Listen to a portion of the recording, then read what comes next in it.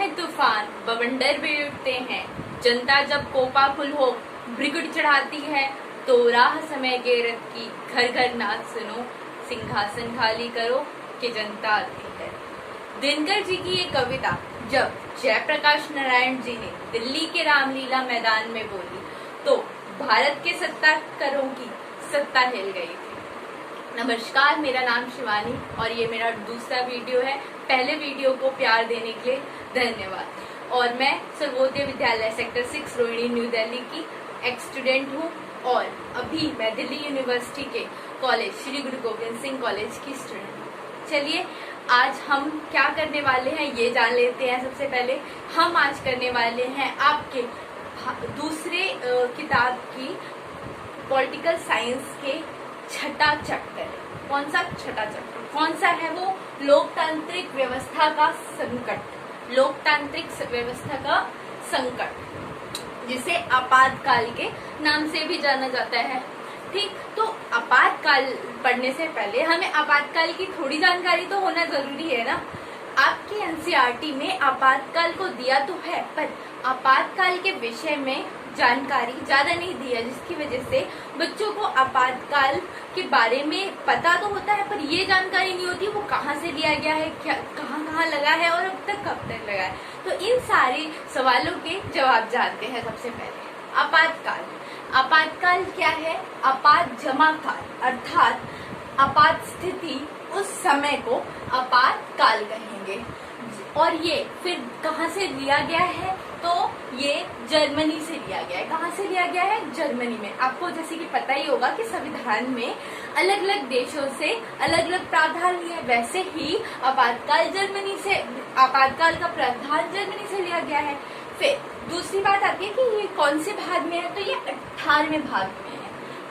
संविधान के 18वें भाग में आपातकाल का जिक्र है।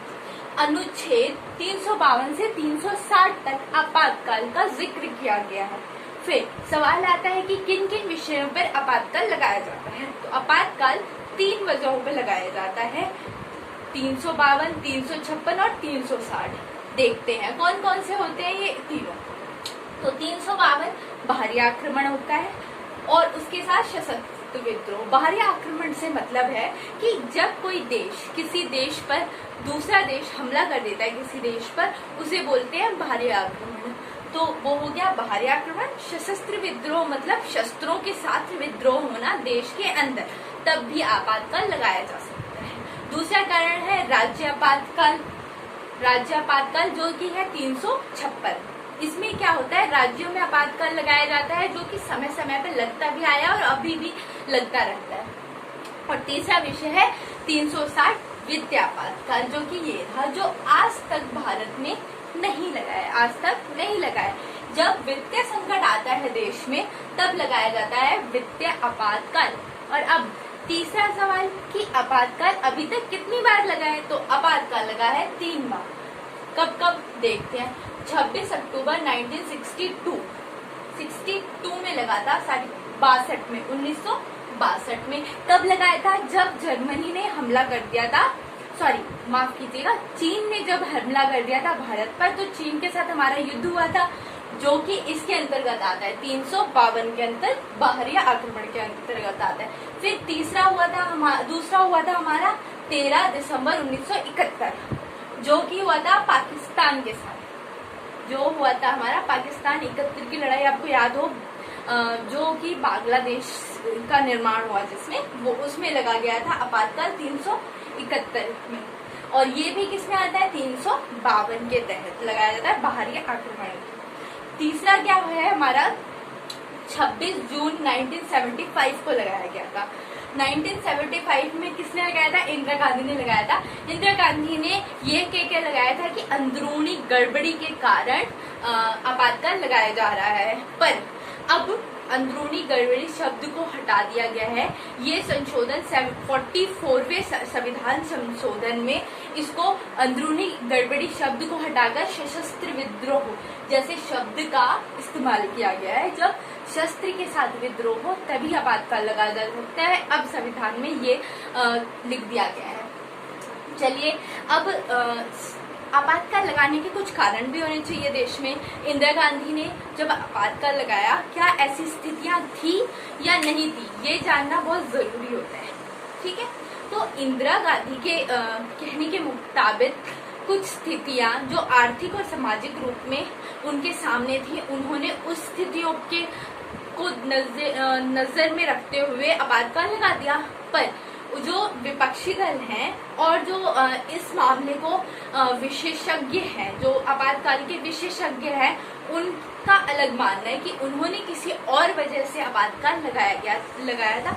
बेसिकली अपनी सत्ता बचाने के लिए उन्होंने आपातकाल लगाया था। तो पहला जो कारण है वो है इंदिरा गांधी वाला। तो अभी हम पहले वो देखते हैं कि इंदिरा गांधी ने जो कारण दिया था कि मैंने इन सामाजिक और आर्थिक स्थितियों को मद्देनजर रखते हुए आपातकाल लगाया है, वो देखना जरूरी है कि इंदिरा गांधी ने किन किन कारणों की वजह से लगाया था, वो पहले देखते हैं। आइए, तो हो गया ये आपातकाल, आपातकाल के कारण हो गया ये। पहला क्या है, 18 लाख शरणार्थी का आना, शरणार्थी का आना। अब मान लीजिए आपके परिवार में कोई भी आ गया है, एक या दो जना आ गया है, तो क्या उसका खर्च नहीं बढ़ता? आपका खाने पीने का खर्च, उसके रहने का व्यवस्था करना, उसको घुमाने फिराने की व्यवस्था करना, और भी खर्चे होते हैं जिसकी वजह से आपका घर का बजट बिगड़ जाता है या आपका खर्चा बढ़ जाता है। तो वैसे ही 1971 में बांग्लादेश से कुछ शरणार्थी आ गए, कुछ क्या 80 लाख शरणार्थी आ गए, जिससे कि भारत की सरकार पर बोझ पड़ा और उनकी आर्थिक स्थिति चरमरा गई। तो ये हो गया हमारा एक कारण। ये दूसरा कारण क्या है, तेल की कमी में बढ़ोतरी होना। तेल की कमी में बढ़ोतरी होने का अर्थ है हर चीज में बढ़ोतरी होना। जैसे कि आपको पता ही है कि अगर तेल की कीमत बढ़ती है तो हो हल्ला मच जाता है कि ये भी सामान महंगा हो गया, वो भी सामान महंगा हो गया। इसीलिए तेल की कीमत बढ़ना बहुत अहम होता है, तेल की कीमत बढ़ना। तो यहाँ पे तेल की कीमत में भी बढ़ोतरी हो रही थी। तीव्र मूल्य वृद्धि, किसी भी सामान के मूल्य में क्या हो गई थी, बढ़ोतरी। मूल्य मतलब प्राइस में क्या हो गई थी, बढ़ोतरी। हर चीज महंगी हो गई थी, हर चीज, चाहे वो खाने की चीज हो, पहनने की चीज हो, गाड़ी हो, कुछ भी हो, सारी चीजें महंगी हो गई थी। अब सारी चीजें महंगी हुई है तो सबको इसका असर पड़ेगा। ऐसा तो है नहीं कि गरीब को ही असर पड़ेगा या अमीर को असर नहीं पड़ेगा। तो ये क्या है कि तीव्र मूल्य वृद्धि भी एक मुख्य कारण माना उन्होंने। पर क्या कितनी मूल्य वृद्धि हुई थी उस समय, 23 से लेके 30% तक बढ़ोतरी हो गई थी। ये वृद्धि बहुत ज्यादा वृद्धि थी। चलिए देखते हैं चौथा कारण, कर्मचारियों के वेतन को रोक देना। कर्मचारियों के वेतन को क्या कर दिया, रोक दिया गया। कर्मचारी मतलब जो सरकारी कार्य करने में जो कर्मचारी लगते थे, उनकी काफी सारे कर्मचारियों की वेतन रोक दी गई थी और काफी सारे कर्मचारियों के वेतन में क्या कर दी थी, कटौती। और क्यों आता ये, क्योंकि सरकार इन सब की पेमेंट कर नहीं पा रही थी, वो आर्थिक रूप से भी कमजोर हो रही थी, महंगाई बढ़ रही थी, इसीलिए वो क्या हो रही थी, आर्थिक रूप से कमजोर। तो इन्होंने सरकारी कर्मचारियों ने भी विद्रोह किया था उनके खिलाफ। उन्होंने भी काफी सारे धरने प्रदर्शन वगैरह पड़ेंगे। आपके बुक में एग्जाम्पल दे रखा है एक रेलवे का, जिसमें रेल कर्मचारियों ने क्या कर दिया था, हड़ताल कर दी गई थी रेल कर्मचारियों द्वारा, और उन्होंने अपने वेतन की मांग की थी। और किसकी मांग की थी उन्होंने, बोनस। ठीक है, चलिए आगे देखते हैं। पांचवा मुख्य कारण क्या है, मानसून विफल होना। कब, 1972 और 1973 में मानसून क्या था, विफल रहा था। चलिए, मानसून में विफल हुआ तो क्या हुआ, खाद्यान्न सामान की कमी। और अगर खाद्यान्न सामान की कमी होगी, खाने के सामान की कमी होगी, तो वो और महंगा होगा। खाने का सामान अगर महंगा होगा तो वो सबको इफेक्ट करेगा। गरीब तो उसे ले नहीं पाएगा, पर अमीर को भी महंगा पड़ेगा। जहां वो 10 किलो ले रहा था वो 5 किलो लेगा। पर कमी तो सबको हो रही है ना, तो सब इससे परेशान थे। फिर दूसरा क्या था, अमेरिका ने मदद करने से मना कर दिया था, साफ साफ मना कर दिया था। क्यों किया था, क्योंकि आपने पढ़ा होगा अपने पाठ 1 में, पहली पुस्तक में, रूस मतलब अभी रूस और उस टाइम सोवियत संघ के साथ भारत ने क्या कर दिया था, गठबंधन कर लिया था भारत ने। कितने साल का, ये कमेंट सेक्शन में आपको लिख के बता रहे हैं कितने साल का गठबंधन किया था। तो अमेरिका हो गया था नाराज हमसे, तो उन्होंने क्या किया, हमें वो सारा सामान देने से मना कर दिया। और दूसरा कारण ये भी था कि 71 का युद्ध हो रहा था। 71 के युद्ध में जो अमेरिका था वो पाकिस्तान के साथ था, इसीलिए वो भारत को मदद नहीं करना चाहता था, इसीलिए उसने मदद भी नहीं की। तो एक ये कारण हो गया। सातवां कारण क्या है, मार्क्सवादी। मार्क्सवादी जो लोग थे, जो मार्क्सवादी दल था, उन्होंने शस्त्रों के साथ विद्रोह कर दिया था। शस्त्र मतलब शस्त्र लेकर विद्रोह करना शुरू कर दिया था, मार काट शुरू कर दी थी आंदोलनों के दौरान। तो यही जो मार्क्सवादी थे आगे चलकर नक्सलवादी बने। ये हम बाद में आराम से पढ़ेंगे कि नक्सलवादी क्या होते हैं, बट अभी ये जान ले कि मार्क्सवादी दल जो था वही आगे जाकर जो था नक्सलवादी कहलाया। ठीक है, अभी भी भारत के काफी सारे हिस्सों में नक्सलवाद है। और फिर आठवां कारण जो मुख्य कारण माना जाता है, जो वो था गुजरात और बिहार में छात्रों द्वारा आंदोलन हुआ। चलिए इसको थोड़ा डिटेल में जानने की कोशिश करते हैं कि एक्चुअली में हुआ क्या था। जो बिहार और गुजरात था, वहाँ पे कांग्रेस की सरकार थी। ठीक है, दोनों जगह पे कांग्रेस की सरकार थी, इसलिए वहाँ के छात्र सरकार के खिलाफ विद्रोह कर रहे थे। अब बात आती है कि वो कर क्यों रहे थे विद्रोह। तो आपको यहाँ पे कुछ अलग नहीं लिखना है, आपको यही सारे कारण लिखने हैं कि इन्हीं सब वजहों से जो छात्र थे वो परेशान थे और वो विद्रोह कर रहे थे कि हर सामान महंगा हो रहा है, हर चीज महंगी हो रही है, आपकी सरकार कुछ कर नहीं पा रही है, इसीलिए वो क्या कर रहे थे, विद्रोह।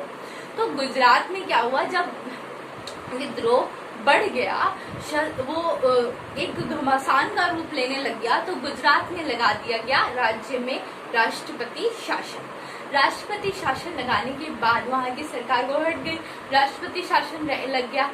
तब वहाँ की जो विधायिका थी, वहाँ की विधायिका ने कहा कि यहाँ पे चुनाव होने चाहिए। और यहाँ पे एक लोग की एंट्री हो रही है इस चैप्टर में, यहाँ पे एक जिन्हीं की एंट्री हो रही है, मोरारजी देसाई।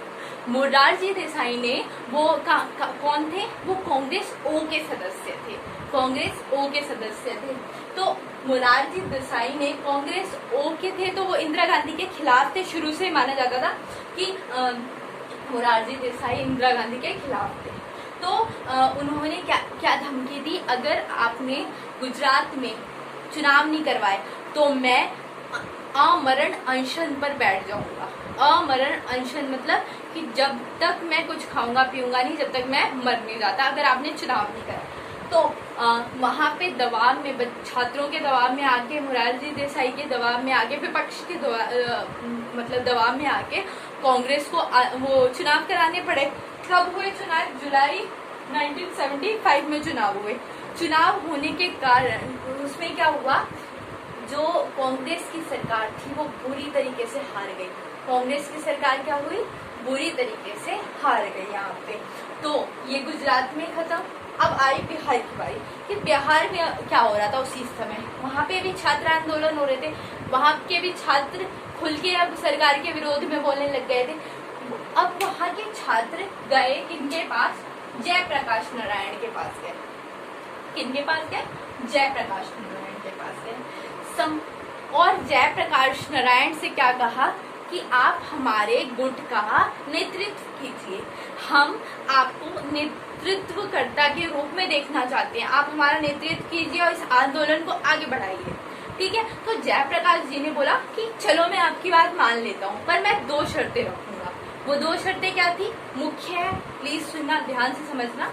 कि पहली उन्होंने क्या कहा कि ये अहिंसक होगा, मतलब कि इसमें हिंसा नहीं होगी, हम हिंसा का प्रयोग नहीं करेंगे, हम पे चाहे लाठी बरसे या कुछ भी हो, हम हिंसा का प्रयोग नहीं करेंगे। दूसरा कारण जो था, उन्होंने बोला कि ये राज्य तक सीमित नहीं रहेगा, मतलब हम बिहार में विद्रोह नहीं करेंगे, ये केंद्र स्तर पर लेके जाएंगे हम, और केंद्र में मतलब पूरे देश का नेतृत्व करके देश के स्तर पर हम ये आंदोलन छेड़ेंगे। और इस क्रांति को, ये क्रांति थी एक रूप की, तो इस क्रांति को किसका नाम दिया, संपूर्ण क्रांति का किसने दिया? जयप्रकाश नारायण जी ने। ये मुख्य क्वेश्चन है, 1 नंबर में पूछा जा सकता है कि जयप्रकाश नारायण ने कौन सा नारा दिया था या कौन सी क्रांति करी थी। तो क्या हुआ था? ये संपूर्ण क्रांति की थी उन्होंने, संपूर्ण क्रांति।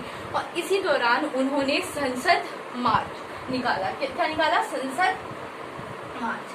संसद मार्च का नेतृत्व भी किसने किया था? जयप्रकाश नारायण। संसद मार्च के अंदर जितने भी विपक्षी दल थे सब मिल गए, सब एक साथ आ गए और उन्होंने क्या किया? संसद की ओर जाने लग गए, सारे जगहों से जुट के। और वहीं पे 25 तारीख वहीं पे 25 जून को 1975 में जयप्रकाश नारायण जी ने रामधारी दिनकर की वो कविता जो मैंने वीडियो की शुरुआत में बोली थी दोहराई और कहा कि यही कविता सिंहासन खाली करो कि जनता आई है को एक नारे का रूप दे दिया उन्होंने। और वहां पर इंदिरा गांधी भी बैठी हुई थी दिल्ली में और उन्हें लग रहा है कि सरकार मतलब ये विपक्षी दल मेरी सरकार गिरा देंगे। और जयप्रकाश नारायण जी ने क्या कहा था? जयप्रकाश नारायण जी ने उस आंदोलन में दिल्ली के रामलीला मैदान में एक आयोजन किया था, उसमें एक कविता बोली गई थी, जैसे कि मैंने शुरुआत में आपको बता दिया। उसमें उन्होंने सेना और पुलिस से निवेदन किया कि आप सरकार के गैर कानूनी जो आदेश आ रहे हैं उसको मत मानिए, गैर कानूनी आदेशों को मत मानिए और आप सरकार के खिलाफ विद्रोह कर दीजिए। भारत के संविधान में ये लिखा गया है कि अगर सेना और पुलिस चाहे तो सरकार के विरुद्ध कर सकती है ऐलान। क्यों कर सकती है? जब ही कर सकती है जब सरकार के फैसले क्या हो गैर कानूनी, तो सेना और पुलिस उसके खिलाफ मोर्चेबंदी कर सकती है। तो वही जयप्रकाश नारायण कह रहे थे कि आप सरकार के जो गलत निर्णय हैं उसको ना माने, आप उसके दबाव में ना रहे, उल्टा आप उनके लिए विद्रोह कर दे। और अगर किसी देश की सेना विद्रोह कर दे तो आप उसका अर्थ जानते हैं कि वो पार्टी सत्ता पे से हट जाएगी। तो इंदिरा गांधी को डर लगा कि ये विपक्षी दल पुलिस और सेना को भड़का देंगे और भड़का देंगे तो क्या होगा कि मेरे को सत्ता भी खाली करनी पड़ जाएगी और पूरे देश में क्या हो जाएगा, एक आंदोलन छिड़ेगा, लाखों लोग मारे जाएंगे। तो इंदिरा गांधी ने इस वजह से इमरजेंसी लगा दी 26 जून को। उसके अगले ही दिन रात को ही 25 जून को ये फैसला ले लिया गया था। ये था इंदिरा गांधी का रूप। ठीक है, अभी हम आगे पढ़ेंगे किसका रूप? विपक्षी दल का।